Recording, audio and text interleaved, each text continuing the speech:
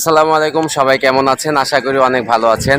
মাঝে মাঝেই আপনাদের মাঝে এই গাছগুলো নিয়ে আসার চেষ্টা করি, কারণ দেখুন কত সুন্দরভাবে বেড়ে উঠেছে এই গাছগুলো।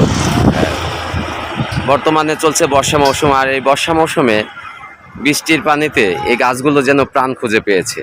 রাস্তার ধারে দুই পাশের ঠিক মাঝখানে এই গাছগুলো বেড়ে উঠেছে, ফলনও বেশ ব্যাপক ভারেই হয়েছে। হ্যাঁ, এখানে দেখতে পাচ্ছেন ফুলের সাথে ফলও প্রচুর এসেছে, অন্যান্য গাছে এসেছে এবং অধিকাংশ গাছেই, অর্থাৎ যিনি এই কাজটি করেছেন, পরিশ্রম করেছেন বিধায়ী এত সুন্দর ফলন পেয়েছেন, নতুবা তিনি এরকম ফলন পেতেন না। তার সাথেও আমার এর আগে কথা হয়েছিল। তিনি সুন্দর সাক্ষাৎকার দিয়েছিলেন।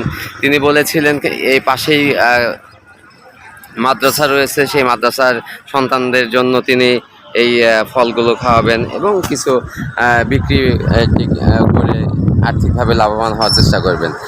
তাই আমরা যদি আমাদের বাড়ির পাশে এবং সুন্দরভাবে জায়গাগুলোকে কাজে লাগাতে পারি, তাহলে আমরাও এই ধরনের সফলতা অর্জন করতে পারব।